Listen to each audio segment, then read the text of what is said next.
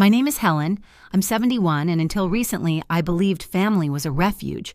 6 months after burying my husband, Henry, who collapsed while watering the geraniums, I moved out of the house where we danced on Sundays and into my son Robert's sleek, magazine-perfect apartment with his wife, Dawn. "Welcome, Helen," she said, smile tight as thread. Not Mom, not even mother-in-law, just Helen. I tried to be invisible. I woke at 6, brewed coffee, scrambled eggs, squeezed oranges. Robert muttered thanks without looking up from his phone. Dawn, lacquered and exacting, sipped and corrected. Watery coffee, salty eggs, imperfect everything. I cleaned and laundered and folded, the quiet house swallowing my steps. When her work calls turned sour, I became a target. Robert heard the scolding and never intervened. One afternoon, making the vegetable soup Robert loved as a boy, Dawn stormed in. "Pig slop," she said, grabbing a ladle and striking my temple.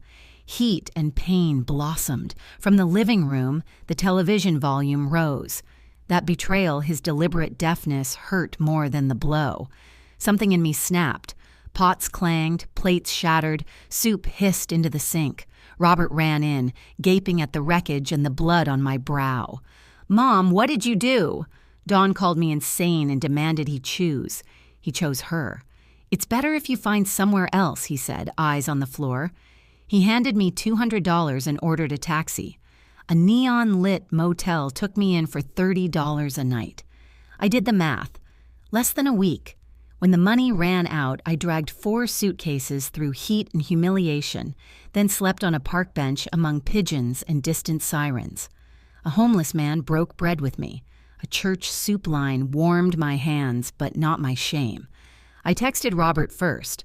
Polite, then desperate. The messages marked red. No reply. Rummaging one day, I found an envelope in Henry's hand.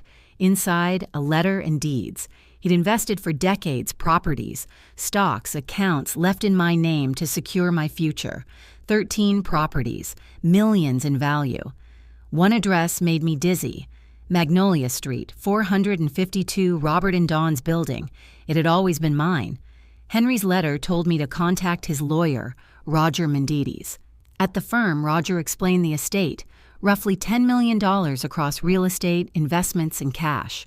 He added that Robert and Dawn occupied apartment 301 at a family rate $400 for a $2,500 unit.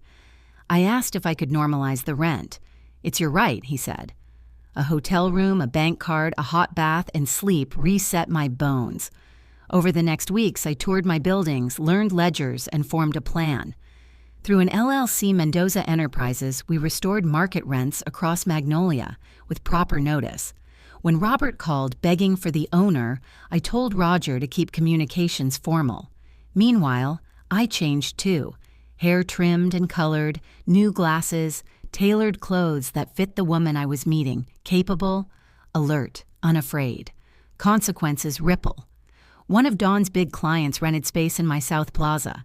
I raised their below-market lease to fair value. They stayed, trimmed expenses, and canceled Dawn's consulting contract.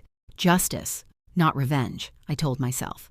Robert fell 2 months behind. He scraped together a payment via a predatory loan at 32% interest, then defaulted again. We filed eviction per policy. At the same time, a single mother in Unit 105 wrote a respectful letter pleading to stagger her increase. Her record was spotless. I granted a 6-month ramp and promised consideration thereafter. Toughness, I decided, should never blind me to decency. The hearing was quick. I sat in the back, unrecognized. Robert looked gaunt, Dawn smoldered in emerald silk. Roger's paperwork was flawless. The judge ruled. Vacate in 10 days. Dawn burst into theatrics. Robert wilted. I felt no triumph, only a door closing. A private investigator's report traced their unraveling. Overspending, fights, debt. Dawn left with suitcases. Robert packed alone, weeping in the hall. He begged Roger for a meeting with the owner. I agreed on my terms. In Roger's office, I sat behind the desk in a charcoal suit. Robert walked in, stopped, and stared. "Mom?" "I'm Mendoza Enterprises," I told him. "The building, the other 12, the accounts your father left them to me." Color drained from his face. He tried to speak, then broke. He admitted he'd turned up the TV rather than confront his wife. He confessed he hadn't called, hadn't checked if I was safe. He'd lost his job and his marriage and was drowning in debt. "Did you come to watch me suffer?" he asked.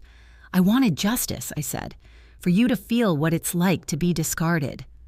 I told him about the park bench, the hunger, the vending machine that ate my last $2. He sobbed. "Will you ever forgive me?" "I don't know," I said. "Forgiveness is a process.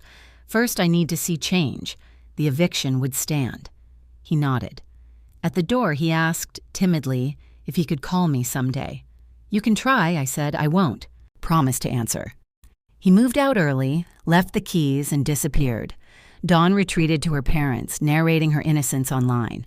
I renovated 301 and rented it at market to a young professional. I left the hotel and made a home in one of my small houses. Roses in the yard, tomatoes in pots, Henry's photos on the wall, and space for new memories. I took yoga, started painting, volunteered at the shelter where I once sought a bed. I served soup to the man who'd shared bread with me. "You look different," he said. "I am," I told him. I found myself. 3 silent months later, my phone rang while I watered the roses. Robert, from an unknown number. He lived in a studio, worked night shift in a warehouse, went to therapy, paid debt slowly. He didn't ask for money or favors. He asked gently if someday we might have coffee. "Maybe," I said, "when we're both ready."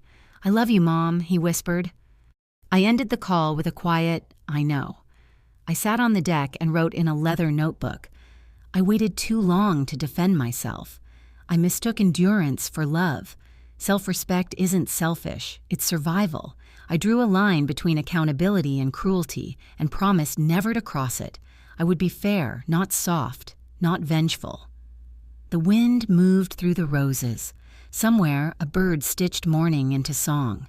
I thought of Henry's letters, of the woman in the hotel terrace who told me the hard part is granting yourself permission to be who you are. I had done it. I was no one's shadow anymore. My name is Helen Salazar, 71, owner of 13 buildings, survivor of a ladle, a silence, and a long winter of the soul.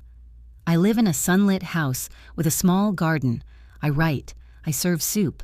I make decisions. I am, at last, wholly my own.